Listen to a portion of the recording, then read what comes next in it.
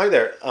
Thanks very much for your interest in pricing and to see my little presentation yesterday at Metal.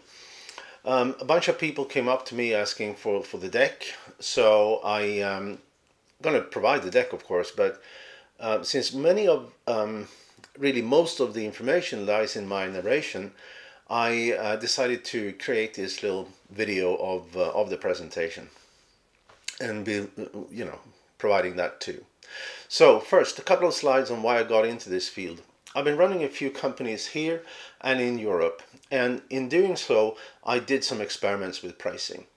And some of those completely blew up, where others were very successful. And what I learned in business school didn't help me. It was the books I could read about pricing. They were too academic, nothing that I could take and use practically in my business. Then, of course, there's a lot of mumbo jumbo about pricing, like it would be a black art, and is not. So I decided to make pricing practical, develop IP on how to make pricing practical as a sort of a business regime, and build a company around that IP, and that company is Atenga. But to start off, we like to say that we're standing on the shoulders of giants. And the first of those giants is Peter Drucker. And he said that customers rarely buy what companies think they're selling them. And with that, he summarized how incredibly difficult it really is for us all as business leaders to understand our customers in such a way that we can serve them better, we can gain pricing power, and we can earn the right to increase prices. Warren Buffett says that pricing power is the most important criterion for evaluating a business. And with pricing power here, he means the ability to increase prices without losing customers. And when you price right, you typically gain twice the growth and twice the profitability. And as a result of that, you often see a more than doubling of shareholder value. Now, going to startup companies, because I know, of course, many of you are entrepreneurs. McKinsey some 10 years ago said that 80% of startup failures are due to pricing errors. Sounds a little bit much to me, but who knows? Then the Wall Street Journal in September issued a similar report. They had interviewed 104 ex-CEOs of ex-companies, and these people said that no market need was the main reason. And I like to say that if you price right, there's almost always a market for your product. And likewise, they said that competition was too strong. And again, if you price right, you kill your competition. So in fact, both of these studies really says the same thing, that in a startup scenario, pricing right is tremendously important. Okay? So for the rest of this presentation, I'm going to talk really about two things: willingness to pay and decision drivers and value drivers. But I'm going to start with a small case study. I did this short stint at marketing VP for a company called Exanet. And it was the ludicrous way that the company priced that spurred me into this business. Here's what they did. They were trying to find competitors' price lists, and the best they can typically do was to get a last year price list. And of course, the price list is a price list. It doesn't say at what price they actually sold. Then they tried to figure out the market price for cent per gigabyte. And unless you're in pork bellies or oil, where the market price are always published, this becomes a guess. And then because they had some specific value, they thought, they very carefully calculated a fudge factor completely based on gut feel and added that to the guess of industry per gigabyte. And then at the end of the day, they discounted to any price to get the deal. The result of all this was $70 million in investment. 9 million of those were returned to investors in an asset sale in bankruptcy. But now we need to go a little technical. We're going to talk about the inner living of pricing. And we start with price elasticity. And most of you know what it is. It measures how sales level change as different prices are considered. And this is how they teach you in business school as a straight line. With the lower the price, the higher the volume. Reality, as you will see, is different. But because you have price and you have volume, you can also calculate where the revenues will be. But let's talk about the psychology of pricing. Whenever we make a decision to buy or not, there's really only two judgments that we use. We can say, is it too expensive or not? And more often than not, we think it's expensive not because we don't have the money, but because the seller has failed to deliver a unique differentiator and a unique value message. And in fact, most companies are out there trying to sell to the wrong people with the wrong message and the wrong price. And it doesn't work all that well. So the other message that price gives us is whether something is too cheap. For example, even though it's come down quite a bit lately, if somebody offered you gas at 61 cents, would you think it's just too cheap, that it would damage your car? Let me illustrate this with a personal story. I was in Vegas, I needed a haircut, and on the way to the convention center, I passed this sign, $9 for a haircut. To me, that's a message of inferior quality. So I passed. And so is $12. And in the end, I paid my $20 or $25 where there were no signs at all. And I don't know if that $20 haircut was any better than the $9 haircut. But I didn't want to find out. Okay? So, some companies, though, they say that their customers make a technical evaluation and simply buy what's cheapest. And of course, that do happen sometimes. But in most cases, there are judgments involved. How do your customers believe you're going to meet or exceed specs? How you're going to deal with guarantees, and how is it doing business with your company, etc. All of that is also taken into account. So, looking at this, there's really two things we have to consider. One, is the product price so high? Is it so expensive that you the buyer won't buy? Or is it so cheap that it becomes a message of inferior quality and the buyer won't buy for that reason? Now, when we map this, it's going to look something like this. The higher the price, if we start at 0, we can assume that no buyers will not buy because it is too expensive. But as we go up in this case to $500, where we say all buyers will not buy because it's too expensive. And the flip side then, if the price is 0, we can assume that all buyers are saying that it is a message of inferior quality and therefore nobody will buy. But as the price goes up, in this case to $250, all buyers says that the price is a message of inadequate quality. And this means that business would only happen within this triangle here. And in fact, this is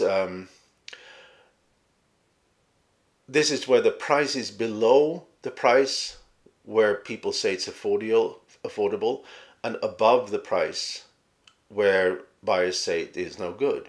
So in this case, the market share optimized price would be $175.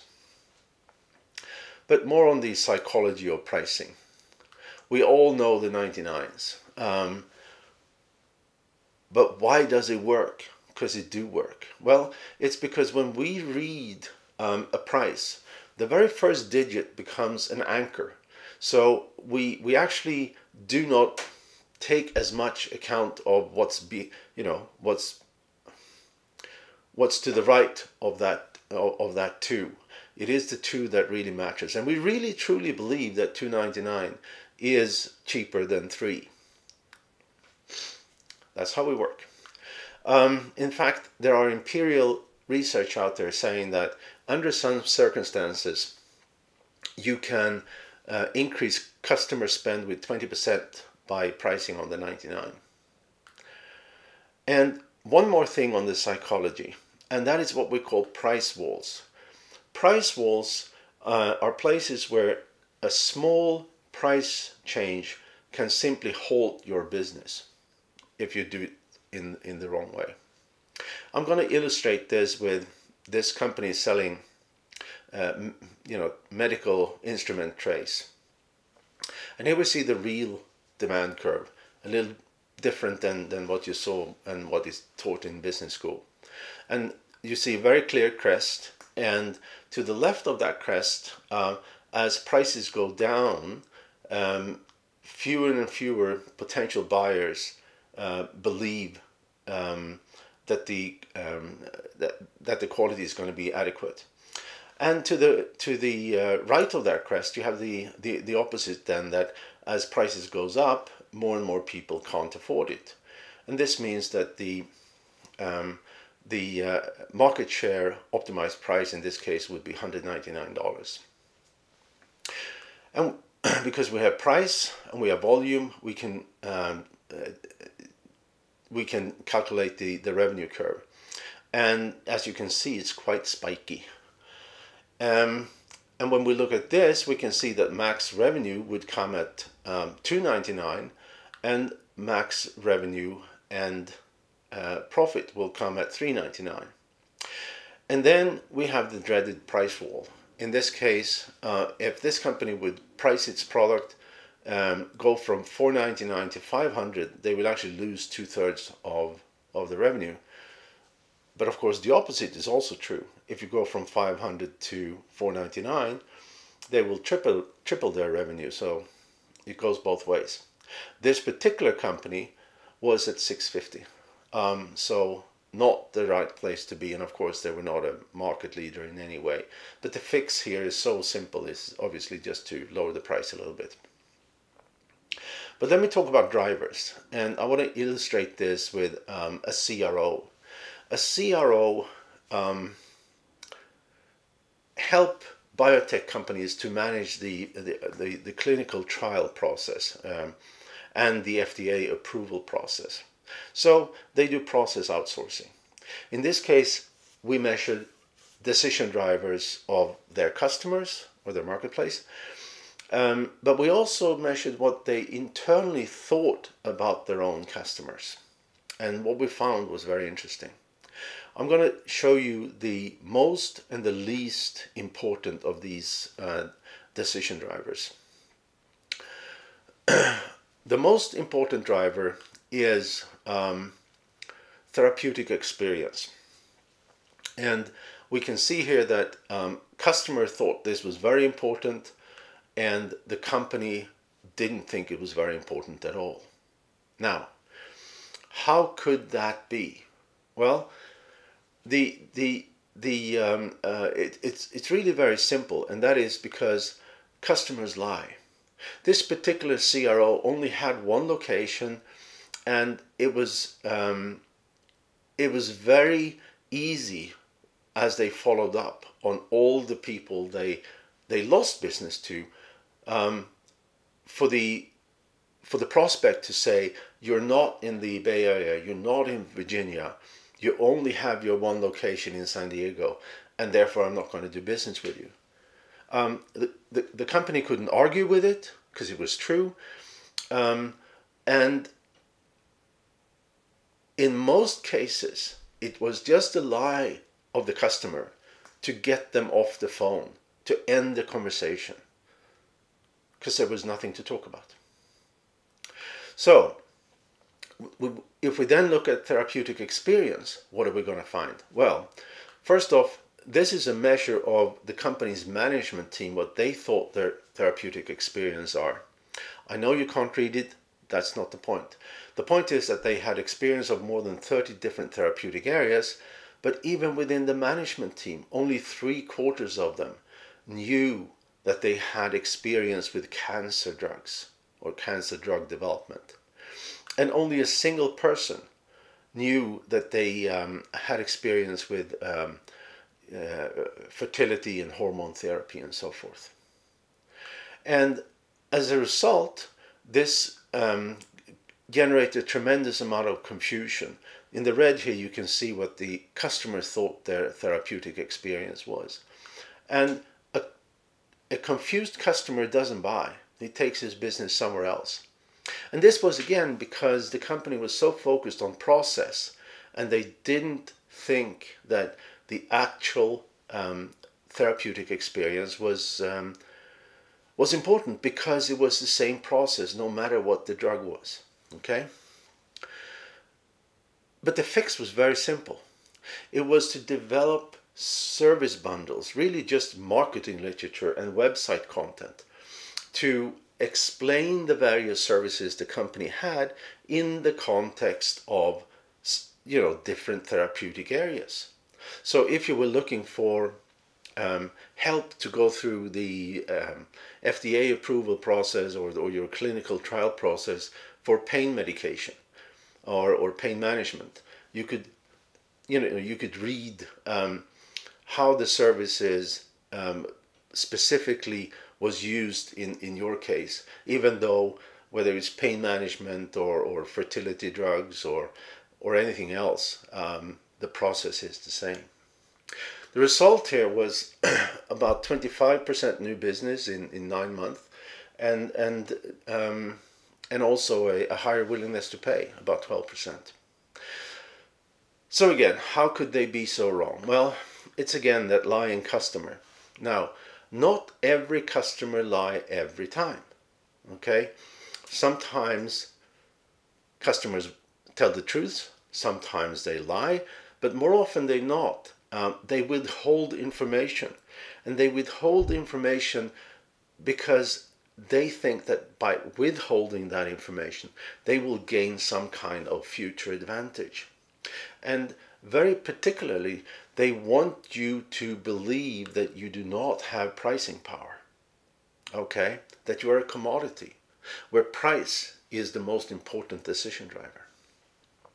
Now, these lying customers, it generates like a gut feel about your market that is not completely wrong, but it's not completely right either. Okay? And let me continue to tell you how this can affect the business. I'm going to talk about a specialty chemical manufacturer. They were very adamant that the market for their specialty chemicals should be made in batches of 2,000 liters, and that in their market everything else was peanuts. But in the research that went out to the entire market, what was found was that this 2,000 liters was really only applicable for about a quarter of the market. How could that happen? Okay. Well, they had a very strong marketing message on the benefits of 2,000 liter batches. And their customers, therefore, was those who wanted 2,000 liter batches.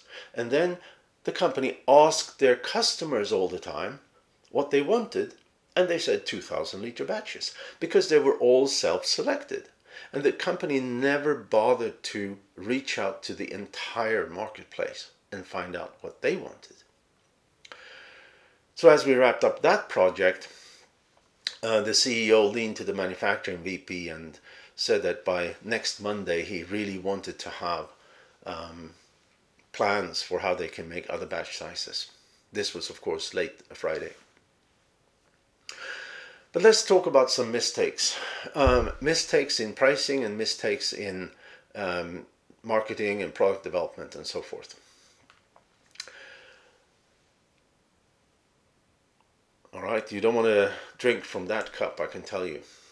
One of the most important mistakes and common mistakes is to believe that the market is homogeneous, that every potential customer have the same criterion for buying, have the same value drivers, have the same willingness to pay. That is just never the case. Another very often popular, very frequent mistake, is to see price as divorced from your entire business process. It is not. Price cannot be an afterthought. It has to be part of the regular business process. Guessing price is always a popular way of getting it wrong, as is finding a price that feels good. And all this believes that all of this means that you're not going to be on target. You may come in the neighborhood, but you're not going to be spot on. In fact, most of the time when companies come to our company, to Atenga, with a pricing problem, a downward pricing pressure, whatever, most often what we find is that they have a marketing and sales problem that it shows up in pricing. So pricing is where you have the symptoms, but the disease is further back in the process. So let me illustrate how well or not it can go when you use guesswork. This company is selling content to other businesses, and for one content package they had decided that the price is going to be $350, and that was okay sort of for revenue point of view, but in market share it certainly left a lot of market share on the table, so to speak. So we recommended them that they should decrease their price to $199, and in doing so revenue will be about the same, but market share will go up with some 50%. And likewise, they had a bundle of 3 of these content packages, and they had priced them at $525, just on the wrong side of that price wall at $500. So the fix here was also very easy. It was just lowering the price to $499, and in doing so, both market share and revenues increased with some 25-30%. And in fact, as we discussed this with the CEO of the company, they started to grow 5% a month after being flat for years. Cost plus is also one of the most popular way of pricing wrong.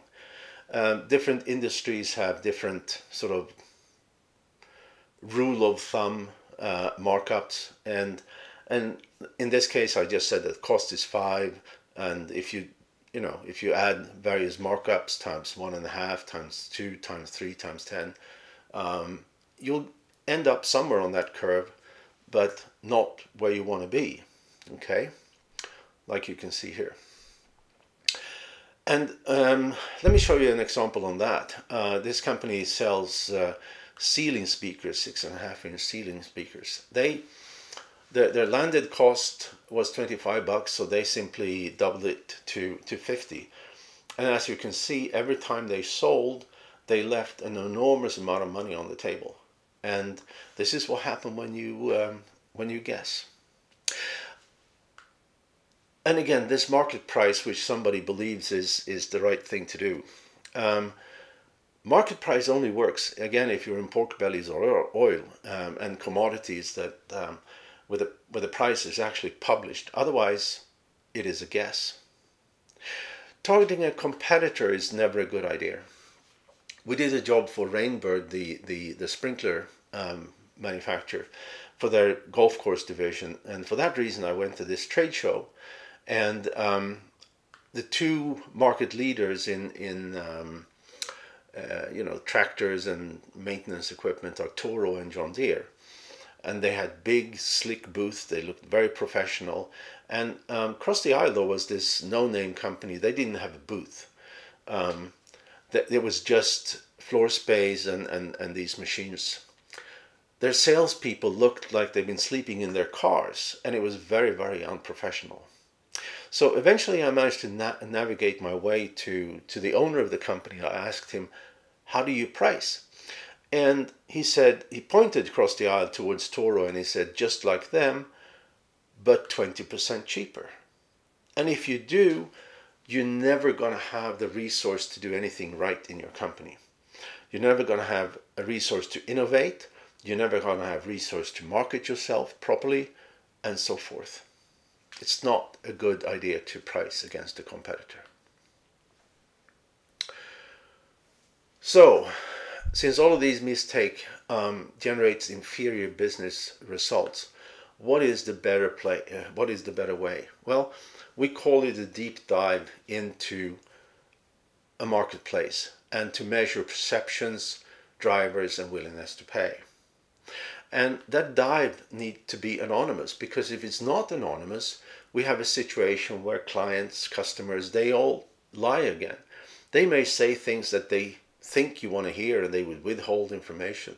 But when you use anonymous third-party research, they don't know who would benefit, so they tell the truth. And price, because price needs, it doesn't live in a vacuum. You have to also measure everything else, not only willingness to pay. You have to measure the decision landscape, the decision drivers, and the value drivers. You have to understand how people make their choices, how they make their perceptions, or what perceptions they have about you and your competitors. And you should also measure satisfaction and dissatisfaction. I mean, if you knew what dissatisfied your competitors' customers, could you not use that as an advantage? I think you can. And of course, you have to measure your customers and your non-customers' willingness to pay. And in fact, we'd like to say that you need to talk to 3 groups when you do these projects. You need to talk to customers, to prospects, and to strangers. And strangers are people that possibly don't even know that your company exists, but that you could do business with if you only knew, and if you knew what they wanted.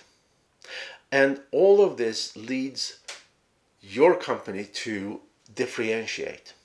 And it's differentiation that provides pricing power.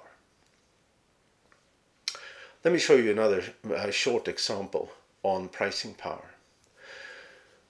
We all know that gas is more expensive when the gas station is by the freeway on-ramp, okay? Taking advantage of convenience. But prices are also higher in the middle of the nowhere. And I'm sure you know that in between here and Vegas, there is just after Baker, there's a fairly long stretch with only a single gas station. And this is in fact the gas station. Gas there is about twice of what it normally should be. And of course, very few people fill up there, but for those who do, it's very profitable for the company. And people are willing to pay those high prices because it's still more convenient and simpler and quicker than running out in the middle of the desert. So if setting up a gas station is in your future, location will give you pricing power. But the way you sell can also give you pricing power. It used to be that engines to commercial planes were as expensive as the plane itself and were an impediment to sale. So these guys, the engine vendors, came up with the idea to, instead of charging a price for the engine, they charge per hour of use instead. Very simple but clever. And suddenly that impediment to sales were gone. And then it's also about targeting the right customer. Okay, now I'm going to tell you, talk a little bit about a dash cam. Okay, in my mind, a typical customer for a dash cam would be somebody like that. Okay, but then when we did the project, we found something very different. And here you can see the demand curve for a dash cam for men and females. And you can see that women have a higher willingness to buy than men. In fact, at any price, selling to females would, for this company, generate between 25 to 30% higher revenues for the same product. So my guess that this was the appropriate customer for this dash cam is completely wrong. This is the target audience for that product, and that of course changes the entire marketing plan. Where you advertise, what messages you use, yada yada yada yada. So very important to know this. Some companies shoot themselves in the foot though, and sometimes this could be very easy to fix, and I'm going to show you how. This is a price list for sticky labels. Looks like a normal price list to me. We have a SKU, we have some size information, we have labels per roll, and then we have the price. And the price is even in bold, so it's a message to me as a potential customer that I should look at price more than anything else. Then we look at another price list from another vendor of these sticker labels. In fact, these two are from distributors, and the original manufacturer of the label is the same for these two guys. Here we have product information, we have a value statement, we have more product information, and we have the SKU. But where's the price? Well, the trick is that there is no price. In order to understand what this product will cost, you have to go to a price index. And setting it up this way means that decisions are made without consideration of price, okay? And it's only once you know what product to buy, you look up the price. Let's look at something similar-ish. A restaurant menu.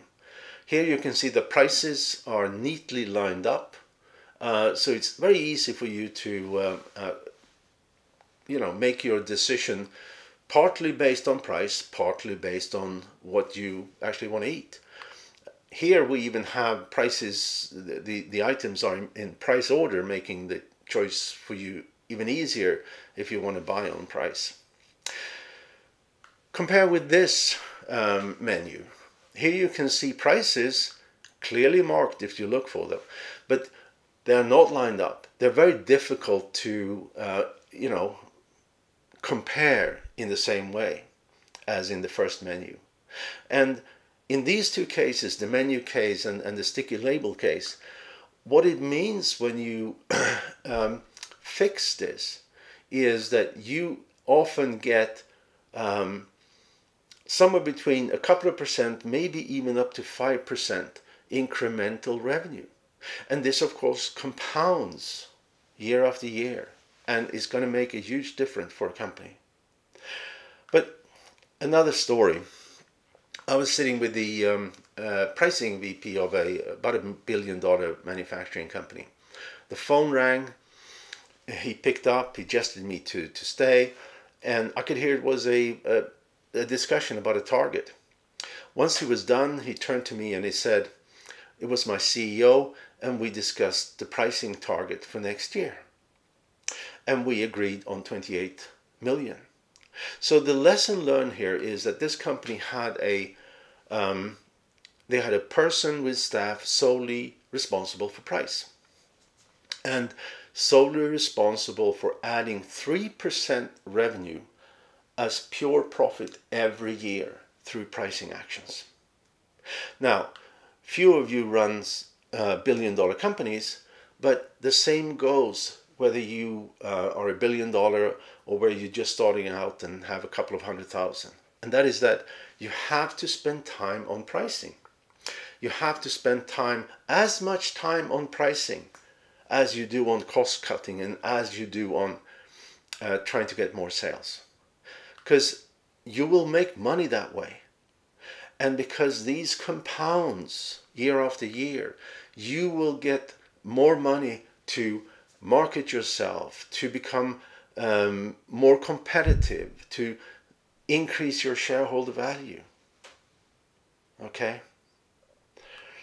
In closing here, there are three more things that belong in pricing. And it's something that we call sales transaction analysis. And just give you some examples here. Typically, you look at contribution margin versus any number of variables, depending on how rich your sales data is. This is how a typical, if you do a scatter shot, this is contribution margin versus total sales per client. And this is how it would look like in almost any company. And then you need to look at these guys at the very bottom. There are lots of small companies and lots of small customers, some with real good margin, some with really bad margin. And you need to think, and in your company, you need to make the decision, what is the cost to serve all those folks? Okay? If we cannot fix the cost to serve, maybe we simply shouldn't do business with them. Maybe we should fire them. Okay? How do you do that? Well, you can put minimum order sizes, for example, and a few of these will go away.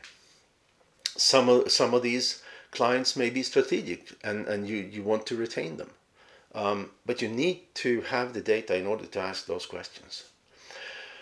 For some of these customers, you'll see they have good margins but not enough sales. So try to figure out how could you get them to buy more from you. And in this case, there's one client with good sales level but wrong margin. So what programs can then be put in place to increase the margin for this particular customer?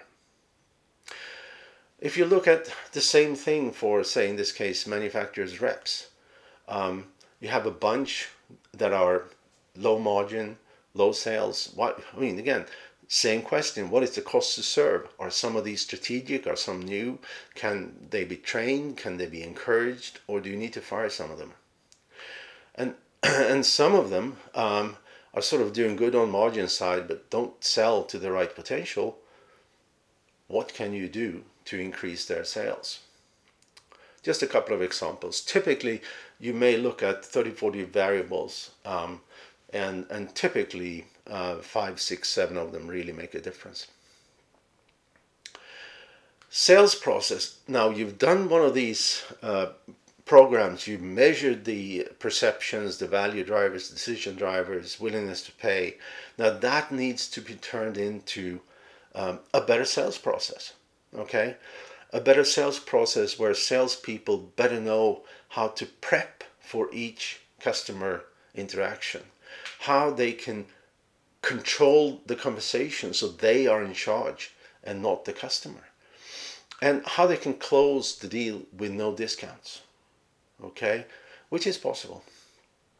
And for the sales management, you have data to allow them to be more effective, how they can increase accountability, how they can better coach the salespeople. And in large companies, there is something used that is called price management software. When you have tens of thousands of SKUs, when you have hundreds of thousands of customers, price management software is often very, very useful. And in those cases, it provides better insights into a company's own pricing practice. And it allows the company to control pricing in a different way and to optimize the pricing. And it provides a framework to better execute on pricing. So, in summary, there is no silver bullet to good pricing. It's about process and execution. And it's about understanding your customers better. But when you price right, it do drive superior business results. And differentiation is what gives you pricing power. And don't believe your customers because they lie. And there's psychology in pricing. that you can leverage if you only had the information that I've been talking about in this presentation. And there's psychology, there's anonymous third-party research is the solution to gain all this information. And in sales transaction analysis, you can figure out, doesn't give you answers, but allow you to ask a lot of questions that will help you to better your business. And taking into account everything you learned about your clients and your market into a better sales process. And finally, price management software is a great tool for larger companies. And that, gentlemen, is a wrap. Thank you so much.